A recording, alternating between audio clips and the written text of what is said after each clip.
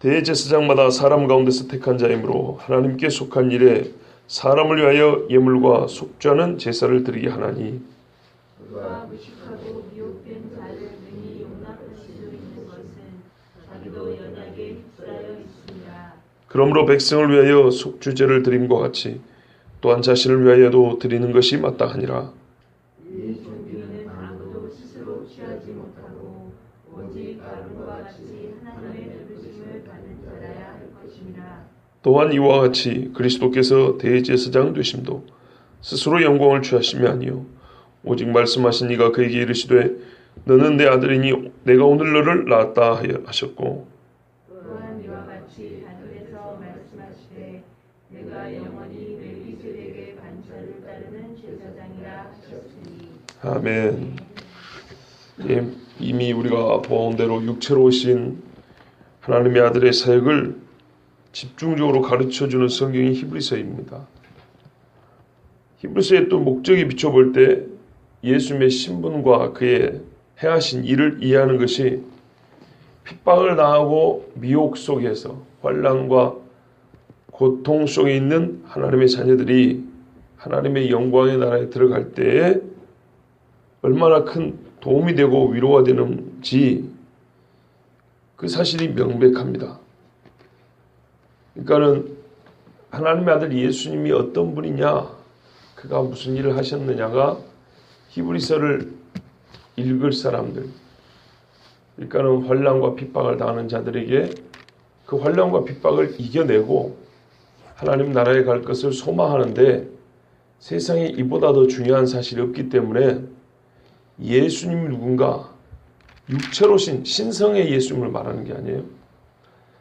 육체로 오신 하나님의 아들의 그 성육신 하심이 무엇이며 그가 성육신 하셔서 하신 일이 또한 무엇이며 그 의미가 무엇인지를 가르쳐 주는데 이것이야말로 실제로 환난을 당한 자들이 환난을 이겨낼 큰 소망이 된다는 말씀입니다.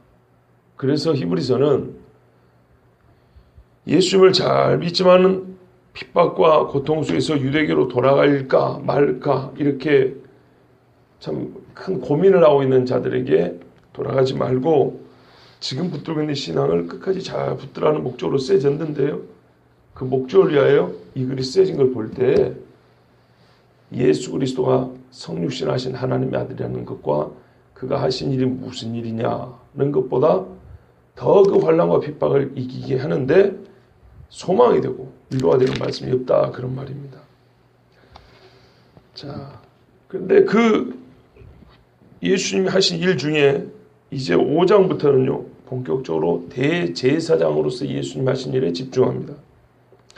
신약 성경에서 예수님을 표현하는 말이 참 많은데 대제사장으로 예수님을 말씀한 데는 히브리서밖에 없습니다.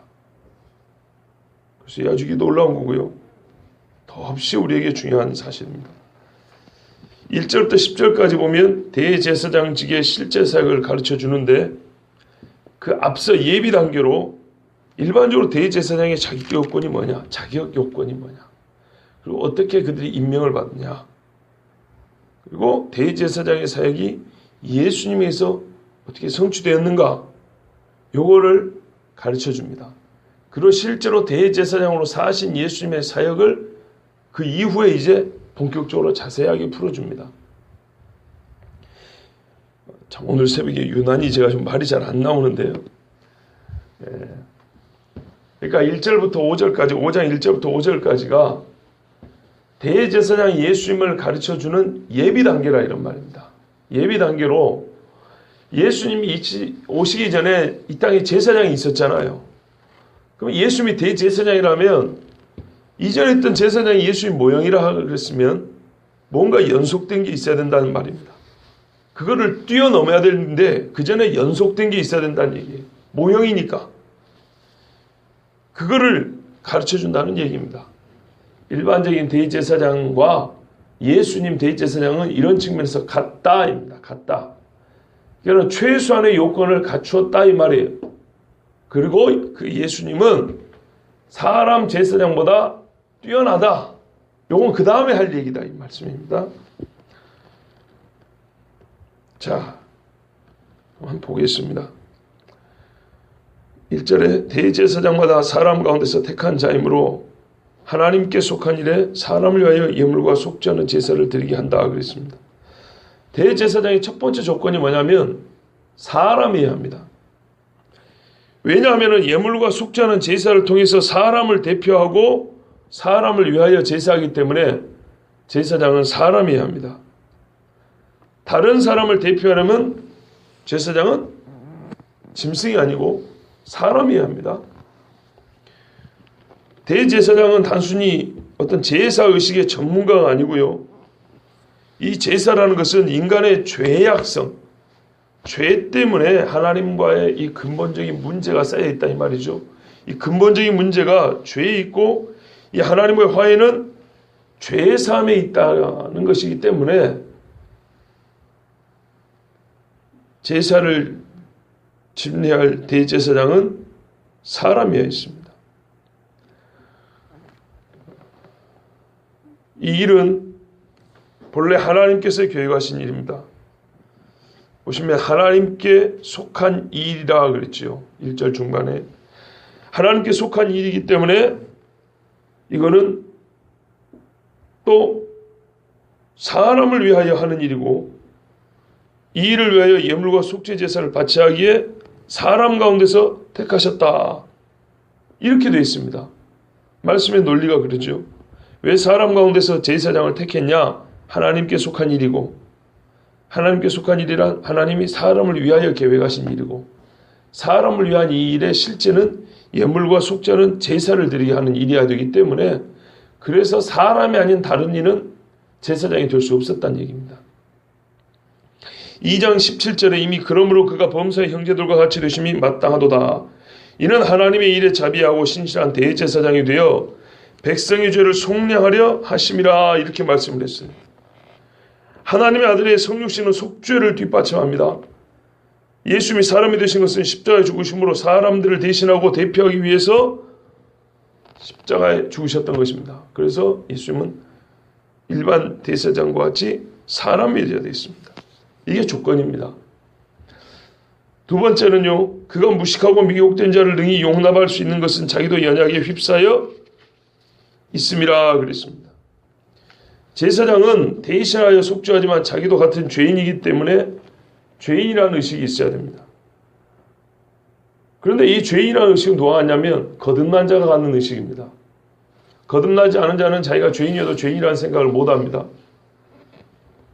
여전히 죄인이어서 자기를 위해 속죄를 해야 되지만 거듭나지 않는 자가 제사장이 되었고 하는 제사는 아무 의미가 없습니다. 그래서 인간 제사장은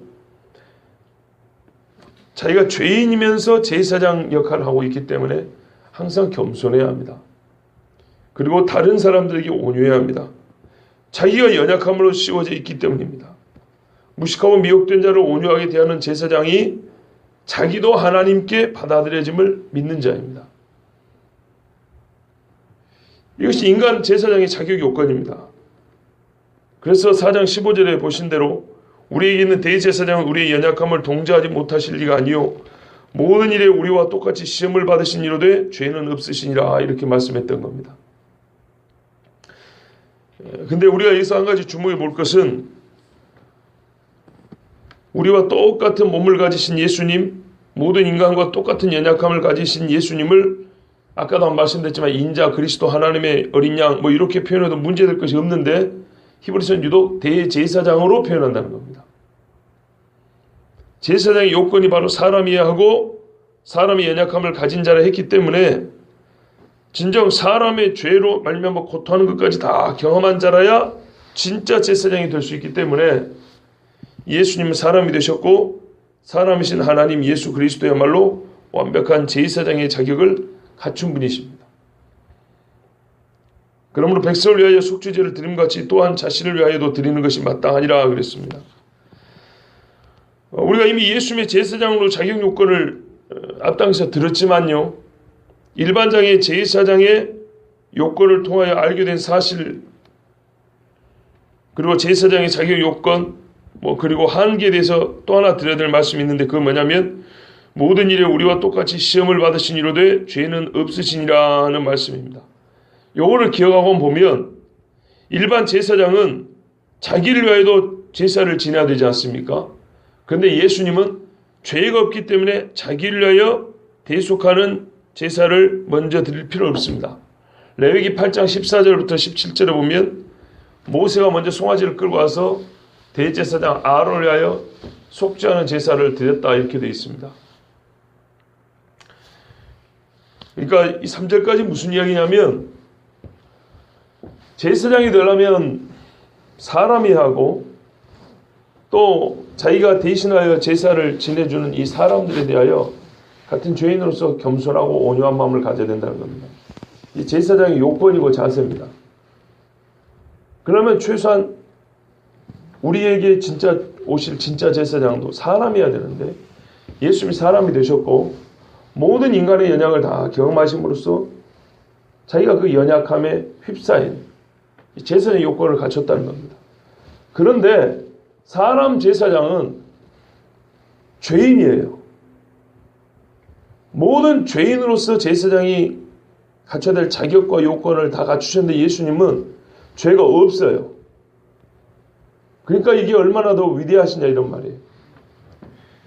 죄인 제사장이 갖출 요건을 갖추셨는데 죄가 없는 분이에요. 완벽한 제사장의 자격 요건을 갖췄다 이 말입니다. 그리고 중요한 것이 이겁니다.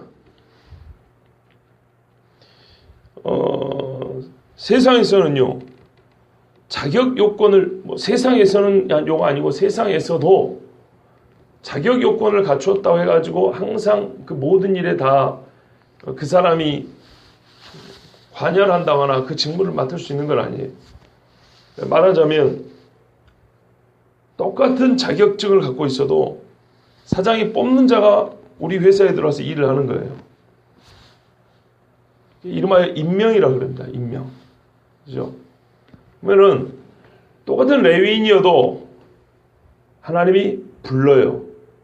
누구는 뭐하고 누구는 뭐하고 이렇게 하나님이 임명했다는 겁니다. 제사장이 되려면 자격 요건을 갖춰야 되고 임명을 받아야 됩니다. 그러면 예수님이 어떻게 되죠? 임명을 받아야겠죠. 예, 이제 그 이야기입니다. 보십시오. 4절에 이 존귀는 아무도 스스로 취하지 아니하고, 예, 제사장의 직무가 수고롭고 괴로운 일이 아니고 존귀한 일입니다. 아무도 스스로 취하지 못하고 스스로 제사장이 되고 싶다고 되는 게 아니에요. 고라 자손들 보면 그러다 다 죽었지요. 욕심을 낸다고 해가지고 제사장 될 수 있는 게 아닙니다. 오직 아론과 같이 하나님의 부르심을 받은 자라 할 것이니라. 아론 같은 우상숭배자, 아론 같은 반역의 수괴였던 사람도 하나님이 부르니까 제사장이 됩니다. 그런 것처럼 임명을 받아야 제사장이 되는 겁니다.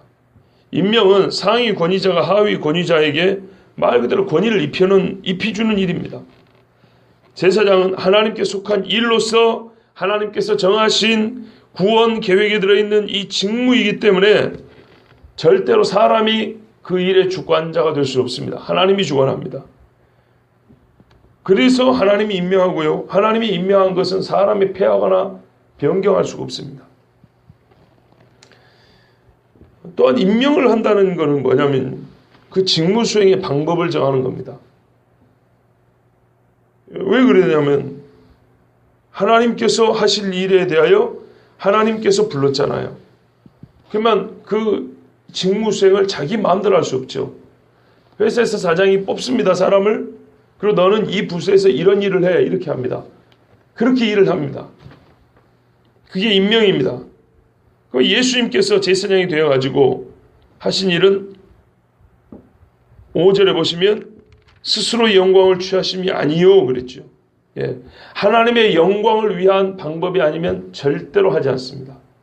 오직 제사장의 직무를 수행할 때 하나님께 영광이 되는 일로만 그 일을 합니다. 자, 5절에 또한 이와 같이 그리스도께서 대제사장 되심도 스스로 영광을 취하심이 아니요 오직 말씀하신 이가 그에게 이르시되. 자, 예수님도 임명을 받았다는 거죠.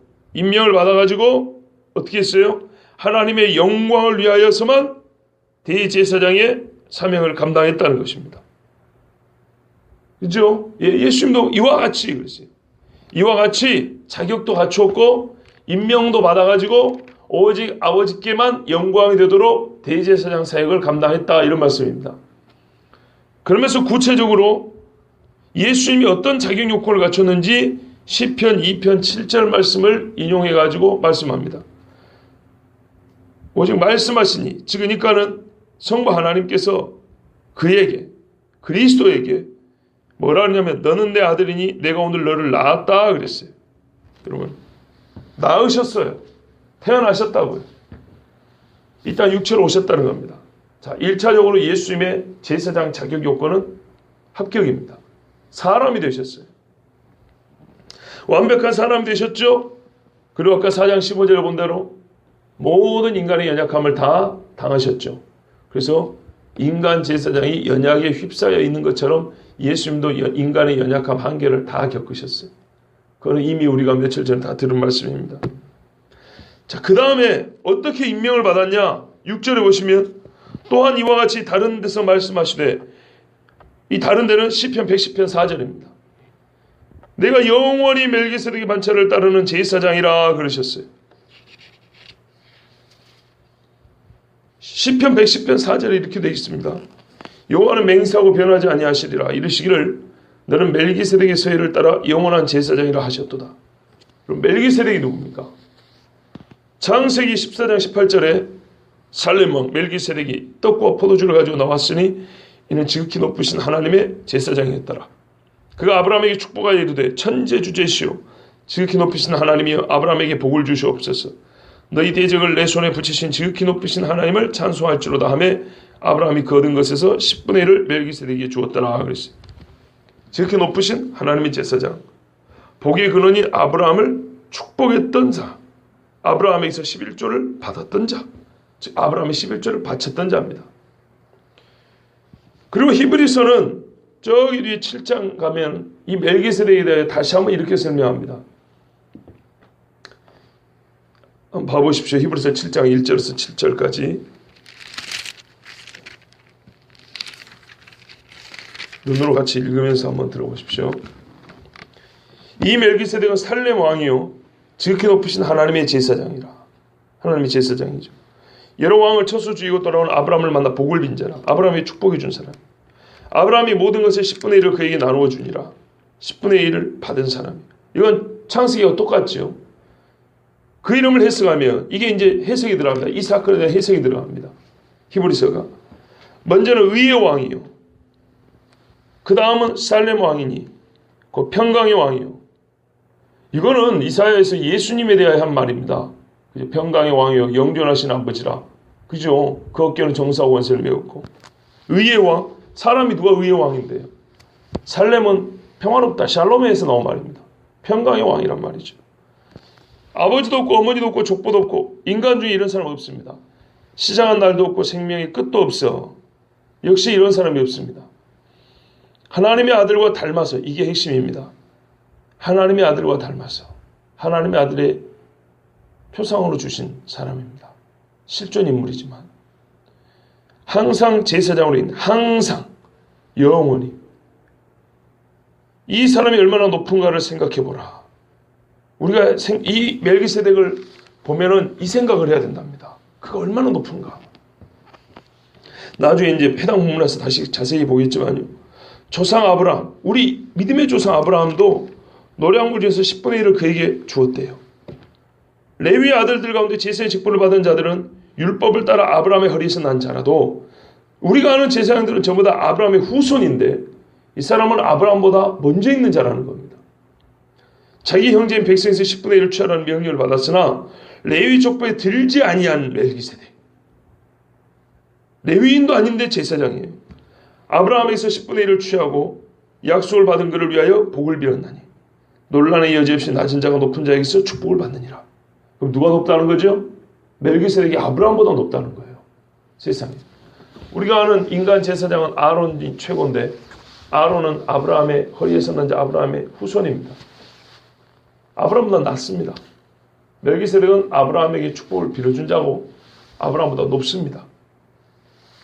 자, 이 멜기세덱이 누굴까요? 근데 예수님 보고 뭐라 하면 멜기세덱의 반차를 따라 했어요. 반차는요, 레위인 집 사람들을 24반으로 나눕니다. 그래서 1년에 2주씩 48주가 되겠죠. 성제 가서 봉사를 하게 합니다. 한 사람이 1년 내내 하면 지쳐 죽어요. 2주씩 이렇게 하는데 그럼 48주밖에 안 되면 1년에 한 52주, 53주 되는데 그럼 나머지는 어떻게 하냐? 그럼 다 같이 합니다. 절기입니다. 절기. 절기를 모아보면 한 4, 5주 됩니다. 예를 들면 뭐 6월절하고 무교절을 모아놓으면 한 8일 되고요. 초막절도 한 7일 되고요. 이런 식으로 절기들을 모아놓으면 거의 한 달 정도 됩니다. 그래서 그때는 제사장들이 가능한 자들은 다 같이 모여서 하고 평상시에는 2주씩 2번 1년에 이렇게 돌아가면서 합니다. 그래서 세례 요한의 아버지도 누구누구의 자손으로서 반차를 따라 이렇게 돼 있어요. 그리고 선한 사마리아의 비유에 보면은 제사장이 예루살렘에서 여리고로 내려가는데 이렇게 돼 있잖아요.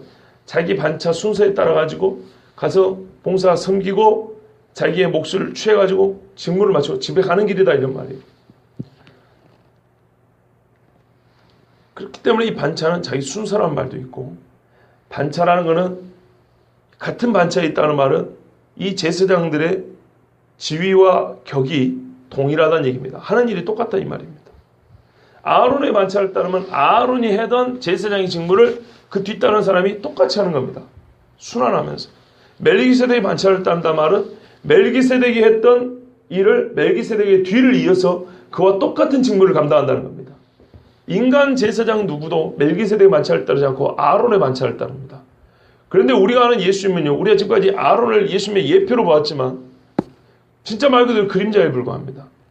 예수님의 대제사장직을 우리가 알기 위해서는 더욱 알아야 될 사람은 아론이 아니고 멜기세덱입니다. 그래서 아론 얘기는 간단히 나오고 뒤에 가면 멜기세덱 이야기가 많이 나오는데 안타깝게도 히브리서는 이렇게 말해줍니다. 히브리서 안타깝다는 게 아니라 우리가 안타까운데 우리가 듣는 것이 두나무로 여기서 그치노라 하고 아주 깊게는 말씀을 안 해줘요. 하나님이 거기서 멈추게 합니다. 그만큼만 알아도 충분하다는 겁니다. 어떤 의미에서는 더 알아야 되죠.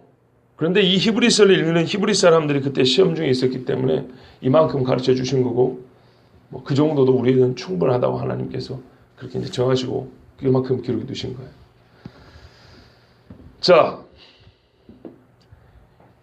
시편 110편 4절에 말하는 너 보세요. 내가 너를 멜기세덱의 반차를 따라 영원한 제사장이라 이렇게 임명한다 그랬어요. 여기서 너는 누굴까요? 다윗일까요? 예수님 당시에 살았던 대제사장 가야바와 안나스일까요? 요즘 대제사장을 놓고 하는 겁니다.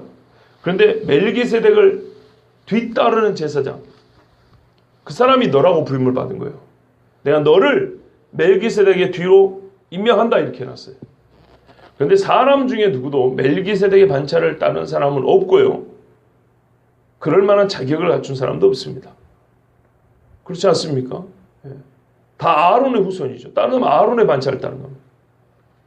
그런데 예수님밖에 없습니다. 더 참 이게 맞는 말인 것이 히브리서 7장 아까 읽을 때 멜기세덱을 뭐라면 하나님의 아들과 닮아서 이렇게 표현을 해놨어요. 멜기세덱은 하나님의 아들을 따르고 하나님의 아들은 멜기세덱을 따라 제사장을 한다는 거예요. 그렇기 때문에 시편 110편의 4절에 말한 너 멜기세덱의 반차를 따라 대제사장이 될 너는 예수님밖에 없습니다. 그래서 예수님에 대한 예언이라는 거예요. 시편 110편 4절이. 그리고 이게 예수님의 무엇에 대한 예언이냐? 그가 대제사장직을 임명받음에 대한 예언인 거예요. 그러면 예수님은 대제사장으로서 자격 요건도 갖추었고 하나님에게서 멜기세덱의 뒤를 이을 제사장으로 임명도 받았죠. 이게 이미 구약에 우리에게 주어진 말씀입니다. 예수님 오시기 전에. 멜기세덱의 뒤를 따른다니까 또 괜히 멜기세덱이 하고 남기는 찌끄러기를 한다는 그런 뜻 아니에요. 오해하시면 안 돼요.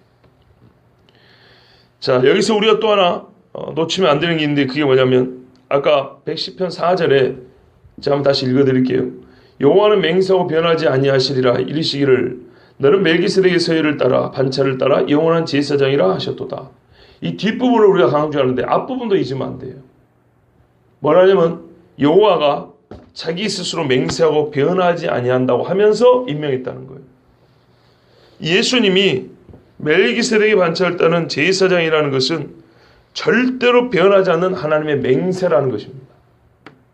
그렇기 때문에 이것이 우리에게 소망이 되는 거예요. 왜냐하면 이 제사장의 사명을 예수님이 완벽하게 성취하셨고 하늘에 올라가 하나님 우편에 앉으셨다는 것입니다. 인간 제사장의 직무는 짐승을 잘 잡아가지고 피를 가져가고 뿌리고 향을 가지고 태워도 여전히 마음에 뭔가 찝찝하고 불안하고 내년 이맘때가 다시 그리워지고 기다릴 수밖에 없는 그런 것이지만 멜기세덱의 반차를 따는 제사장이 예수님, 멜기세덱, 이스라엘 사람들의 머리에도 전설 속의 인물인데 그의 제사장 직과 같은 대제사장의 직분을 감당한 자가 예수님입니다. 이 예수님이 이 일을 완성한 거예요. 멜기세덱은 아브라함에게만 잠깐 나타났다 이렇게 간 건데 예수님은 모든 인류에게 보이시고 자기 몸을 바쳐 제사장의 직무를 다 하셨어요. 그렇기 때문에 이것이 우리에게 주어진 소망이라는 것입니다. 이보다 확실한 게 없습니다. 우리가 구원받음에 대하여. 우리가 제사가 드린 것이 우리가 하나님 앞에 어떻게 속죄함을 받았는가에 대하여 이보다 더 확실한 보증이 없습니다. 그래서 히브리서는 계속하여서 대제사장으로서 예수님 이야기를 할 겁니다.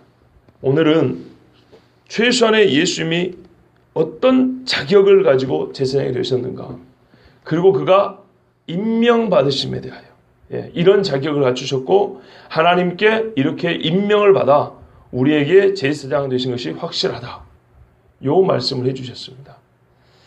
그리고 10절 정도에 보면은 5장 10절에 보시면 어째서 그런데 예수님이 멜기세덱의 반차를 따르는 제사장으로 임명이 되셨는가, 그 임명받음의 내막이 기록이 되어 있어요. 여기까지가 예비 단계라는 겁니다. 아, 예수님이 이래서 자격 요건을 갖추시고 이렇게 임명을 받았구나. 자, 여기까지. 자, 임명받았죠. 그러면 이제 임명받은 이후에 예수님의 실제 대제사장으로서의 사역, 요 이야기가 주어질 것입니다. 그게 이제 저기 7장부터 보면 나오는데요. 중간에 6장에 보면 조금 다른 이야기들이 좀 있어요. 자, 요 이야기들이 또 필요한 자리에 있는 거니까 그거는 다음 주에, 이번 주군요. 이번 주에 계속하여 살펴보도록 하겠습니다.